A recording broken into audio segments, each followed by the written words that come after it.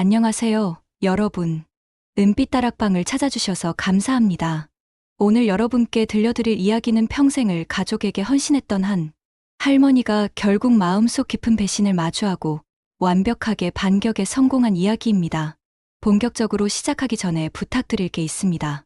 저희 채널 은빛다락방은 여러분의 구독과 좋아요, 그리고 알림 설정이 큰 힘이 됩니다. 지금 한번 눌러주시고 함께 들어주시면 앞으로 더 많은 사연과 이야기로 보답드리겠습니다. 자, 이제 시작합니다. 여러분의 가슴을 시원하게 해줄, 그리고 동시에 현실의 무게를 느끼게 해줄 이야기. 할머니의 완벽한 복수입니다.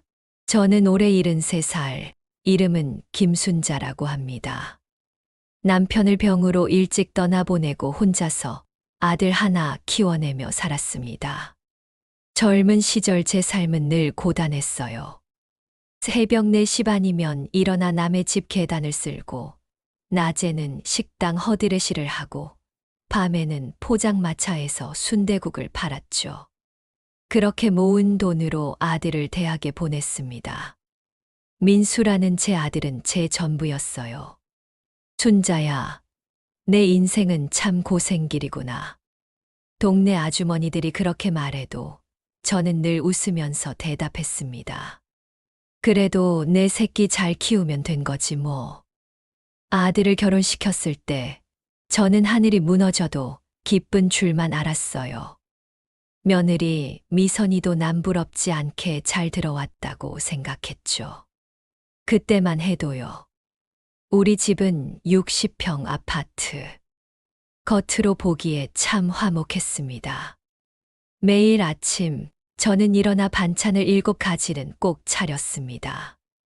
아들은 출근 준비, 며느리는 화장, 손자는 학교 가는 준비. 그 모든 걸 챙기고 나면 저는 늘 주방 한 구석에 앉아 밥 한 숟가락 허겁지겁 삼켰습니다. 며느리 미선이는 사람들 앞에서라면 늘 효부였어요. 어머니, 이 미역국 정말 맛있네요. 어떻게 이렇게 끓이셨어요? 어머니, 덕분에 우리가 이렇게 잘 살고 있어요. 감사해요. 말로는 늘 고마움을 표시했고, 때로는 제 어깨를 주물러 주기도 했습니다. 저는 그게 너무 기특해서 용돈도 넉넉히 주고 생일마다 금반지나 옷도 사주었죠.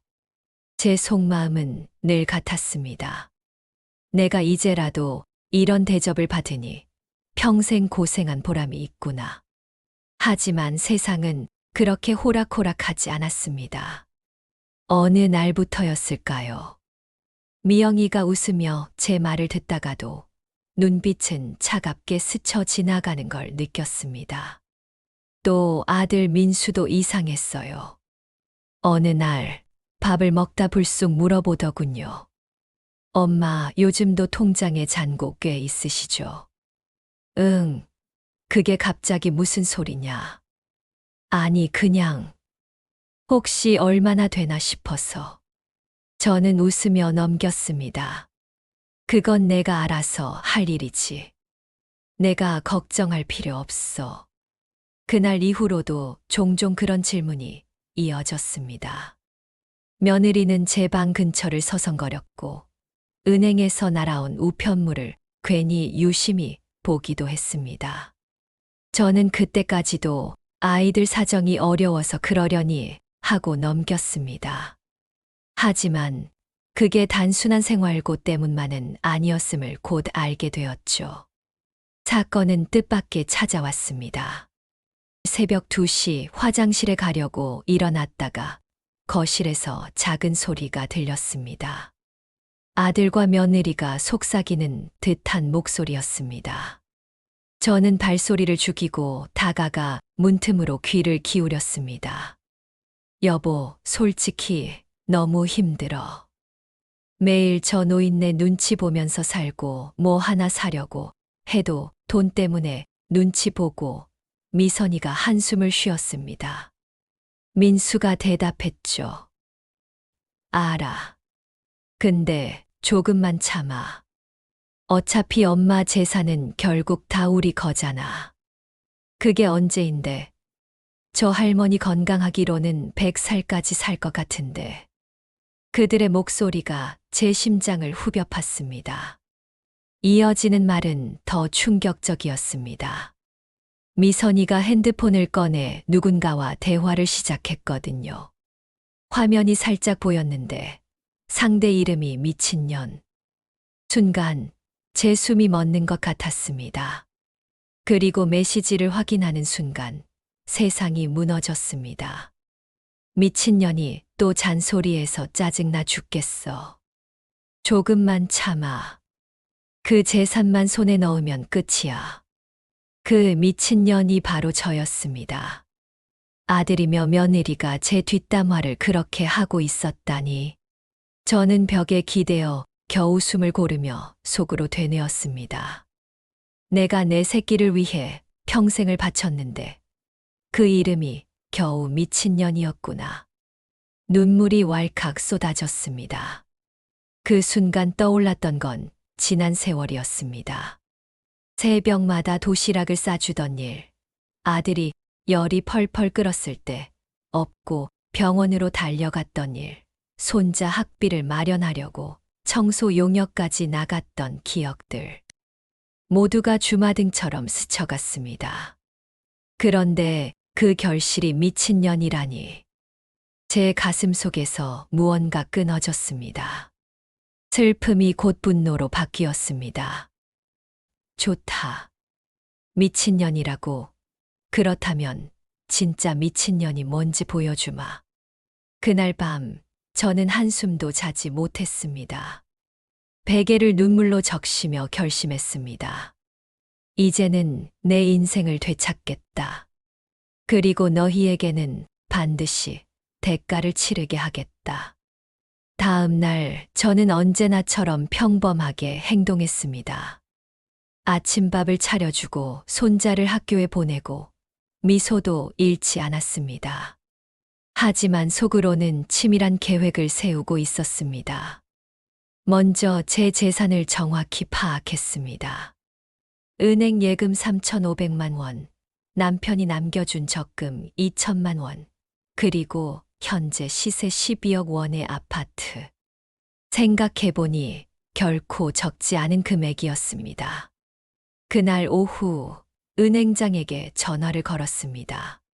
30년 단골 고객이었으니 제 상황을 이해해 줄 사람이었죠. 순자 여사님, 무슨 일로 오셨어요? 행장님, 제가 특별한 부탁이 있어서요. 저는 제 속사정을 모두 이야기했고 은행장은 고개를 끄덕였습니다. 여사님, 걱정 마세요. 저희가 협조해 드리겠습니다.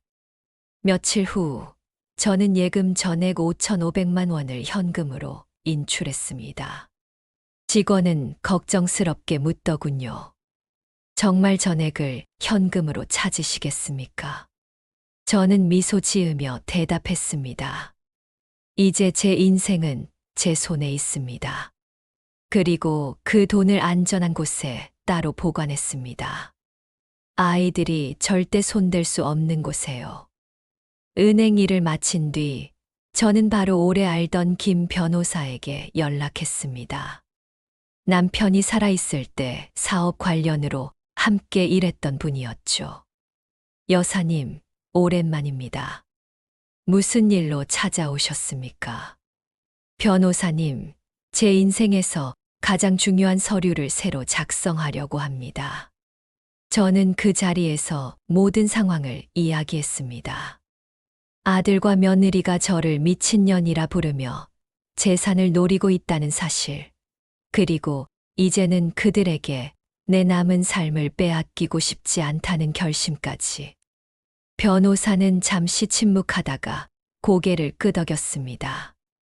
여사님, 정말 힘드셨겠습니다. 하지만 결심이 확고하시다면 제가 도와드리겠습니다. 그날 저는 새로운 유언장을 작성했습니다. 내용은 단순했습니다. 내가 죽은 후 모든 재산은 사회복지재단과 독거노인 지원단체에 기부한다. 직계 가족에게는 일체 상속하지 않는다. 그리고 변호사와 상의해 그동안 아들 부부에게 준 큰돈을 차용증으로 다시 정리해 두었습니다. 결혼 자금, 전세 지원금, 자동차 구입비 등 총액 1억 2천만 원. 이제 법적으로도 그 돈은 빌려준 돈이 된 것이었죠. 며칠이 지나자 며느리 미선이가 저의 변화를 감지했습니다. 어머니, 요즘 어디 자주 다녀오시네요. 어디 다녀오세요? 그냥 친구들 만나러 다니는 거다. 친구라니요. 어떤 친구세요? 녀석의 눈빛은 날카로웠습니다. 무언가를 캐내려는 게 분명했죠. 저는 그때 더욱 확신했습니다. 이 아이들은 정말 나를 인간으로 보는 게 아니구나. 결정적인 날이 왔습니다. 저는 일부러 시장에 간다고 하고 집을 나섰습니다. 그리고 30분 만에 돌아왔습니다. 그런데 제 방 문이 살짝 열려 있었고 안에서 서랍을 뒤지는 소리가 들렸습니다. 조용히 들어서자 며느리가 제 통장을 손에 들고 있었습니다. 뭐 하고 있는 거냐? 깜짝 놀란 미선이는 얼굴이 하얗게 질리더니 손에 쥔 통장을 뒤로 감췄습니다. 아, 어머니, 제가 휴지 좀 찾으려고. 휴지는 화장실에 있다. 왜 내 방 서랍을 뒤지냐? 제가 단호하게 묻자 미선이는 결국 얼굴을 붉히며 변명을 늘어놓았습니다. 솔직히 말씀드릴게요.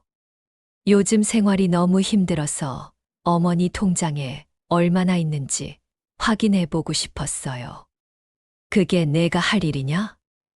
어머니, 저희도 어머니 아들 내외잖아요. 어차피 나중에는 다 우리 것이 될 텐데. 미리 알아본다고 뭐가 잘못이에요. 순간 제 속이 뒤집혔습니다. 저는 그때 한 가지를 떠올렸습니다. 바로 새벽에 들었던 대화와 며느리의 핸드폰이었습니다. 차갑게 물었습니다. 너, 내 핸드폰에 나를 뭐라고 저장했는지 내가 다 안다. 순간 며느리 얼굴이 굳어졌습니다. 무슨 말씀이세요? 미친년이라고 저장했더구나. 그 말에 며느리는 입을 꾹 다물었지만 곧 표정이 돌변하며 버럭 소리를 질렀습니다. 그래요, 맞아요.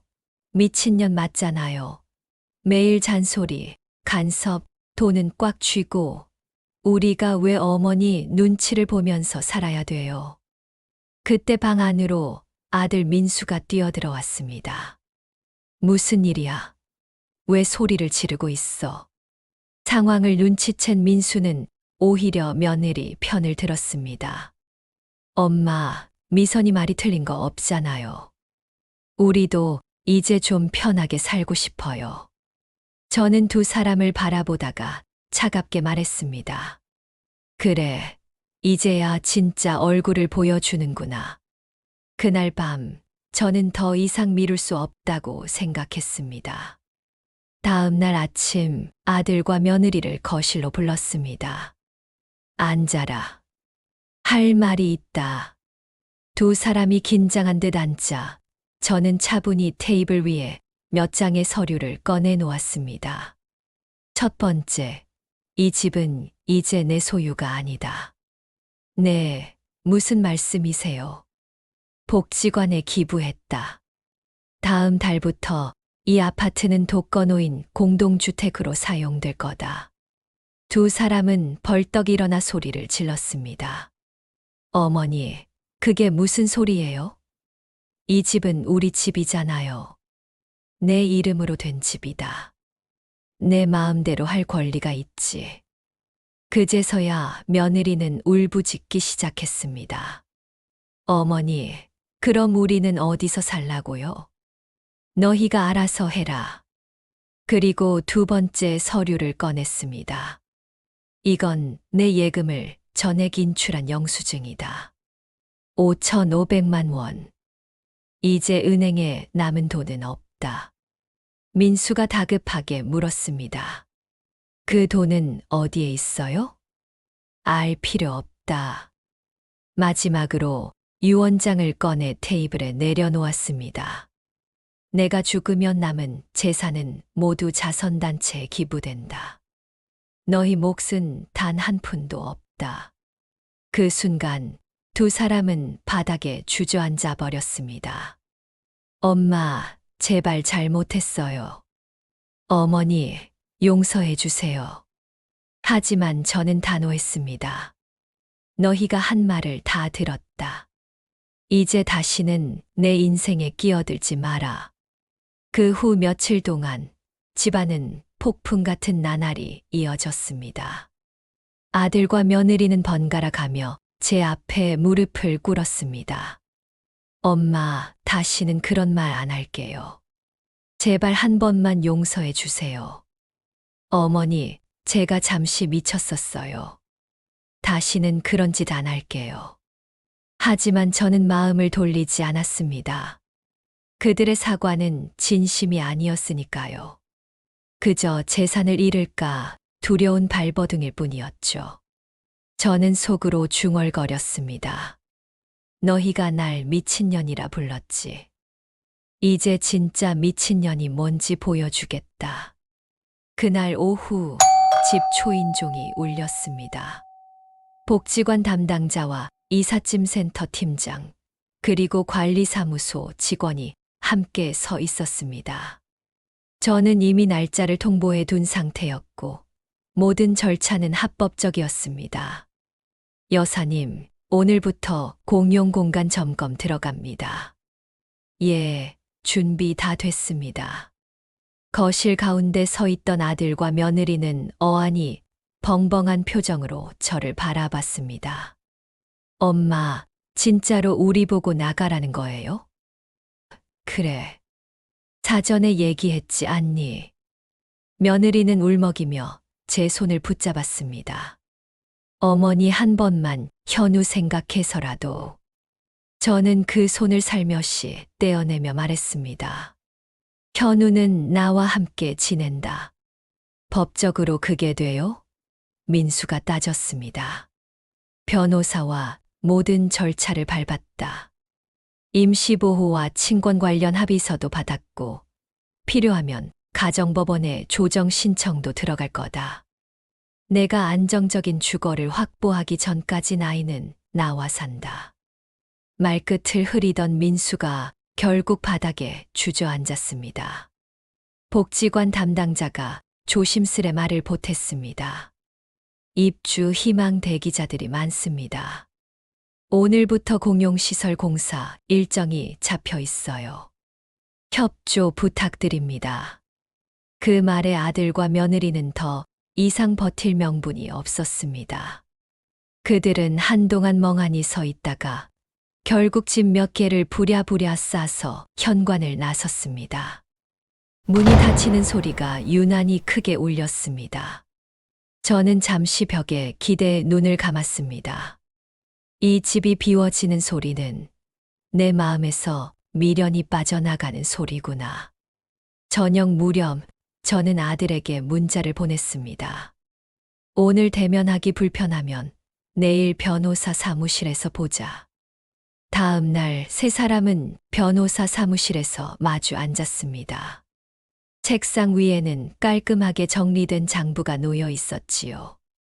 결혼 자금 3천, 전세 지원 5천, 자동차 3천, 긴급 생활비와 카드값 상환 도와준 것들 합쳐서 총 1억 2천. 전부 차용증으로 정리돼 있다. 민수는 울분을 삼키듯 말했습니다. 엄마, 그건 그때는 그냥 도와주신 거잖아요. 그래서 그땐 차용증을 안 썼다. 그런데 내가 나를 사람으로 보지 않더구나. 그러니 나는 내 생을 보호하련다. 변호사는 덧붙였습니다. 상환 계획을 제출하시죠. 월 상환액, 이자율은 법정 기준에 맞춰 조정 가능합니다. 여사님이 원하시면 일부 상환을 봉사로 대체하는 방안도 고려할 수 있어요. 돌봄센터 근무, 사회봉사 시간 등으로요. 저는 고개를 끄덕였습니다. 돈으로만 갚으라고 한 건 아니다. 다만 대가 없는 수탈은 이제 끝이라는 뜻이다. 아들은 조용히 고개를 끄덕였습니다. 며느리는 눈물을 닦으며 말했습니다. 죄송합니다. 그날 말들은 정말 제정신이 아니었어요. 사람이 제정신인지 아닌지는 남의 방 서랍을 열 때 알린다. 제 말은 단단했고 동시에 담담했습니다. 이삿짐 트럭이 골목을 빠져나갈 때 손자 현우가 제 손을 꼭 잡았습니다. 할머니, 우리 이제 어디로 가요? 바람이 잘 드는 집. 햇볕이 잘 드는 집. 말이 따뜻하게 드나드는 집. 경기도 변두리에 소박한 4층짜리 빌라. 3층 끝방. 현관문을 열자 햇살이 쏟아져 들어왔습니다. 빛이 바닥을 타고 부엌까지 스르르 미끄러졌습니다. 우와, 햇빛이 집에 인사하네요. 현우가 웃었습니다. 햇빛은 늘 먼저 인사하는 법이지. 첫날 저녁 우리는 라면에 달걀 하나, 파 송송 썰어 넣어 소박한 밥상을 차렸습니다. 큰 식탁도 번쩍이는 식기세척기도 없었지만 웃음은 더 컸습니다.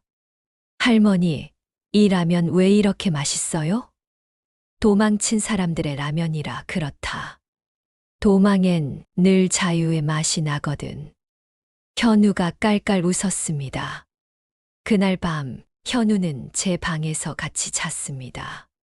아이의 숨결이 귓가에 따뜻하게 스며들었습니다. 나는 비로소 오래 묵은 꿈을 꿨습니다. 아무도 울리지 않는 집, 아무도 모욕당하지 않는 식탁, 누구도 미친년이라 부르지 않는 것을. 다음 날부터 우리는 우리의 리듬을 만들었습니다. 아침 6시 기상, 간단한 스트레칭, 밥과 김, 계란 후라이, 등굣길 동행, 시장에서 장 보며 이웃과 인사, 오후엔 작은 텃화분을 손보고 저녁엔 숙제를 봐주고 하루를 정리하는 일기를 썼습니다. 현우는 수학이 약했고 글쓰기를 좋아했습니다. 현우야, 글은 사람을 다치지 않게 이기는 방법이란다. 사람을 안 다치게 이겨요? 그래. 내 안에서 너를 이기면 남은 이겨야 할 게 없어지거든. 저녁마다 우리는 고마운 일 3가지를 적었습니다. 오늘 버스에서 자리를 양보받았다. 국거리 고기가 싸서 미역국을 끓일 수 있었다. 창밖 비구름이 빨리 지나갔다. 작은 감사들이 붙잡아주는 삶. 그게 진짜 반격이었습니다. 상대가 원하는 건 내 평정과 웃음을 깨뜨리는 것이었으니까요. 나는 웃음을 보존함으로써 이겼습니다. 일주일쯤 지나 담임 선생님이 전화를 주셨습니다. 현우가 요즘 밝아졌어요. 발표도 잘하고 쉬는 시간에 친구들과 붙어 다니네요. 그 아이가 집에서 웃는 법을 다시 배우고 있어요. 한 번은 현우가 학교 앞에서 이렇게 말했습니다. 할머니, 아빠가 데리러 온다고 하면 저는 그냥 할머니랑 있을래요. 그래. 내 마음 우선이야. 다만 아빠는 내 아빠니까 미워해도 끈은 남겨두자. 밧줄이 아니라 작은 실로라도. 작은 실. 그래. 언젠가 사람이 변하고 싶을 때 그 실을 당겨 돌아오게 하자. 현우는 고개를 끄덕였습니다. 아이의 눈동자에 작은 결심이 맺혔습니다. 한 달 후 민수에게서 전화가 왔습니다. 엄마, 나 지금 고시원에 있어. 밤에 대리운전하고 낮에는 택배 알바하고. 솔직히 버티기 힘들다. 그래, 힘들겠지. 사람은 제 자리를 몰라도 고통은 늘 제 목덜미를 찾는다. 잠시 침묵. 민수가 낮게 말했습니다. 엄마, 그때 그 말은 정말 잘못했어. 미선이랑은 결국 헤어졌다. 나는 한숨을 길게 뱉었습니다. 남 탓을 덜고 자기 몫을 시작하면 된다. 상환 계획 다시 정할 수 있을까? 월 40만 원씩부터 조금씩. 좋다. 대신 조건이 있다. 뭔데? 월 2번 복지관 배식 봉사 같이 하자. 그리고 장부는 내가 써라. 오늘 내가 누구에게 고개 숙였고 어떤 말부터 삼켰는지. 그날 밤 민수는 배식대에서 허리를 굽히고 식판을 건넸습니다. 어르신, 많이 드세요. 처음 보는 낯선 어르신이 민수의 손등을 슬쩍 잡더니 말했습니다. 아들, 고맙다. 그 짧은 말이 민수의 어딘가를 툭 건드렸습니다. 그가 나중에 내게 말했습니다. 엄마, 누가 나더러 아들이라고 한 게 너무 오래된 일처럼 느껴졌어. 며느리 미선에게서 손편지가 왔습니다. 글씨는 매끈했지만 어딘가 떨렸습니다. 어머니, 사과의 방법을 모르던 사람이었습니다. 미친년이라 저장했던 건 제 삶의 모욕이 결국 제 입으로 나온 것이었습니다. 스스로 모욕스럽던 제가 제 입으로 남을 모욕했습니다. 죄송합니다. 언젠가 봉사로 갚을 기회를 주세요. 편지 끝엔 작은 도장처럼 찍힌 문장이 하나 있었습니다. 잘못을 인정하는 문장도 삶의 시작이 될 수 있을까요? 저는 답장을 짧게 보냈습니다. 사람은 문장을 고쳐가며 산다. 다만 삶을 먼저 고쳐라. 그 후 미선은 주말마다 노인복지관 청소봉사를 시작했습니다. 누가 시켜서가 아니라 스스로 선택했다고 했습니다. 진심이란 시간이 덮으면 들통나고 시간이 지나면 또 드러나는 법. 나는 서두르지 않기로 했습니다. 어느 날 현우가 장난스럽게 물었습니다. 할머니, 사람들은 왜 나쁜 말을 쉽게 해요? 쉬워서 그래. 쉬운 말은 기분을 잽싸게 올려주거든. 근데 오래 못 가. 싼 불꽃은 바람에 금방 꺼지지. 그럼 좋은 말은요? 좋은 말은 비싸. 그래서 오래 가. 사람 안에 모르는 시간을 길게 만들어주지. 다시 생각하게 하거든. 현우가 다이어리에 적었습니다. 싼 불꽃 말고 오래 가는 말. 나는 깨달았습니다. 복수의 더 깊은 이름은 내 시간을 내 편으로 만드는 일이라는 것을. 누가 나를 어떻게 불렀든 나는 나를 어떻게 부를 것인가. 그 이름으로 오늘을 살아갈 것인가. 나는 스스로에게 조용히 말했습니다.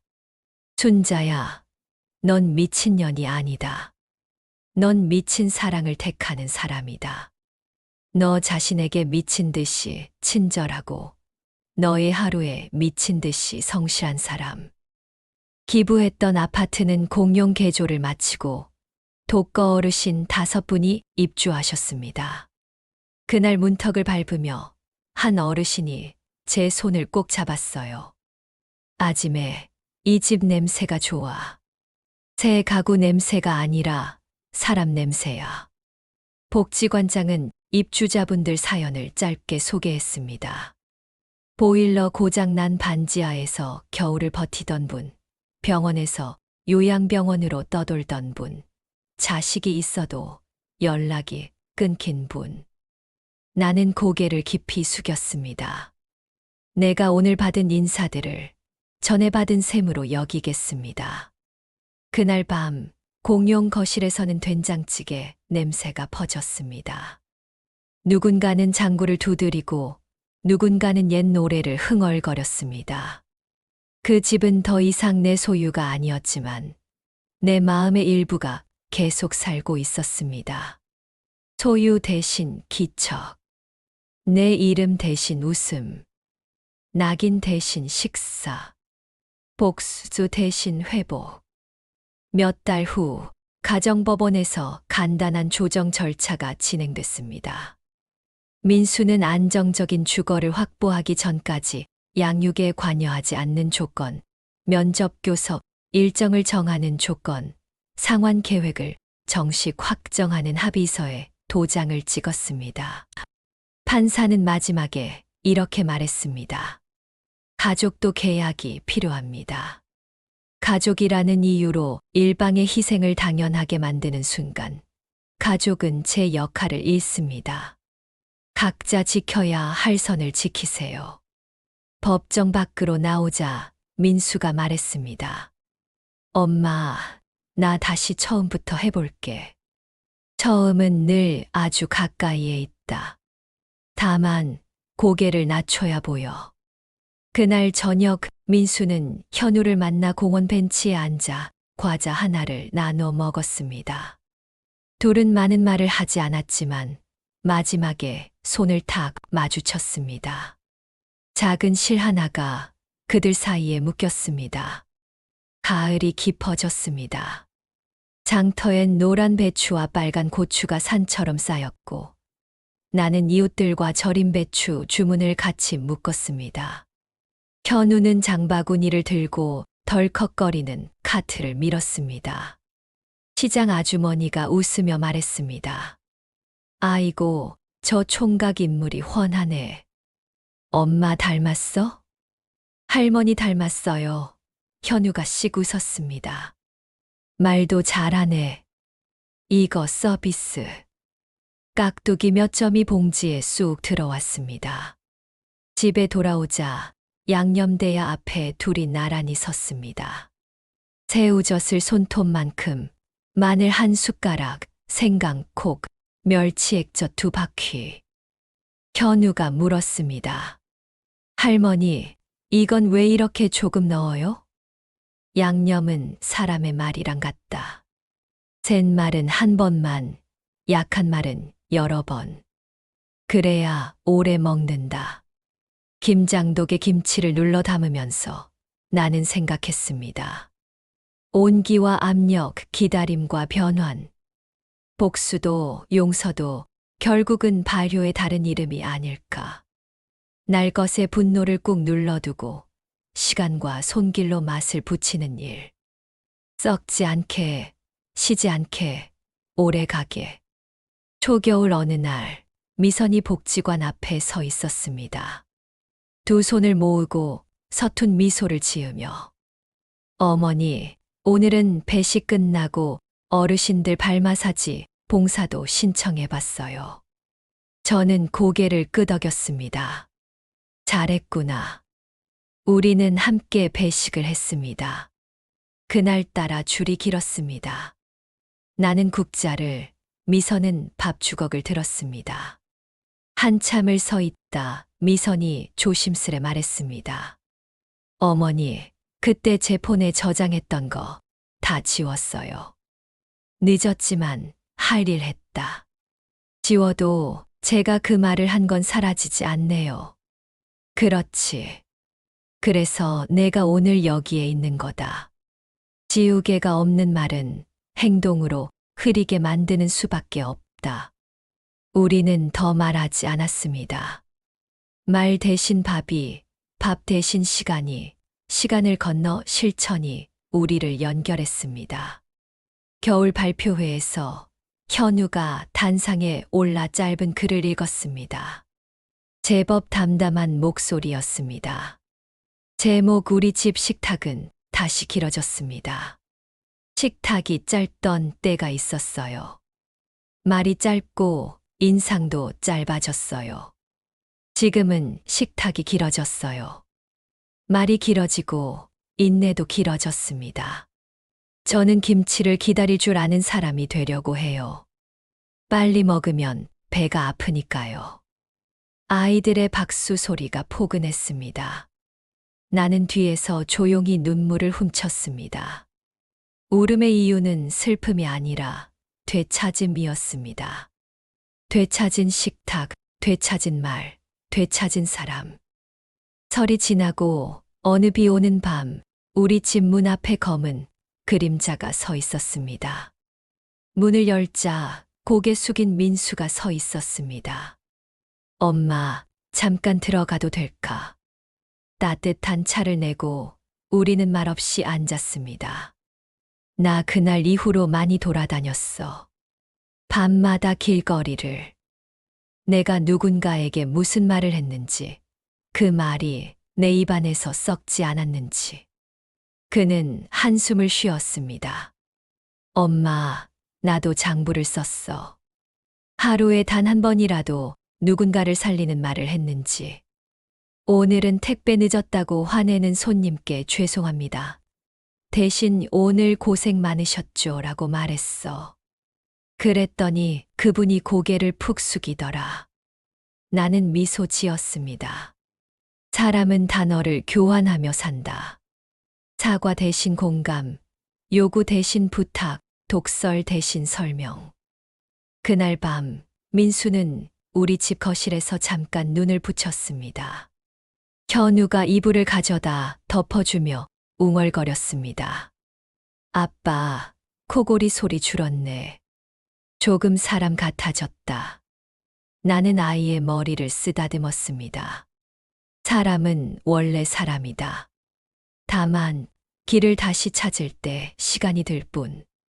봄이 다가올 즈음 상환 장부 맨 마지막 페이지에 새로운 줄을 썼습니다.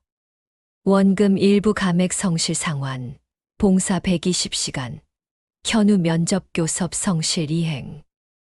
매월 40만 원, 60만 원 조정민수 요청. 민수가 말했습니다. 엄마, 내가 스스로 올리고 싶어. 내가 할 수 있을 것 같아. 그래. 할 수 있을 것 같다는 말은 하려 한다는 뜻이야. 좋은 말이야. 장부를 덮으며 나는 조용히 속삭였습니다. 이 장부는 돈의 책이면서 관계의 책이구나.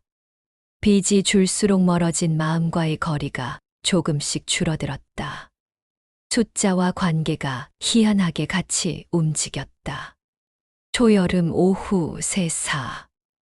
나와 민수, 미선은 복지관 뒤 작은 마당에서 다시 만났습니다. 바람이 느리게 불고 매미는 아직 멀었습니다. 오늘로 내 복수는 끝이다. 두 사람의 눈이 컸습니다. 복수요? 나는 천천히 말을 이었습니다. 내 복수는 나를 되찾는 일이었다. 나를 미친년이라 부르는 사람의 집에서 벗어나 나를 순자라고 부르는 곳으로 이사하는 것. 내 돈을 내 의지로 쓰는 것. 내 이름의 집을 더 큰 이름으로 내어주는 것. 아이를 두려움에서 떼어놓는 것. 나는 그들을 바라보았습니다. 그리고 너희가 내 이름을 되찾는 걸 지켜보는 것. 내가 아들이 되고 내가 사람이 되는 걸. 한참의 침묵 끝에 미선이 먼저 고개를 깊이 숙였습니다. 죄송합니다. 오래 걸리겠지만 오래 하겠습니다. 민수도 따라 고개를 숙였습니다. 엄마, 나도 오래 하겠습니다. 나는 손을 내밀었습니다.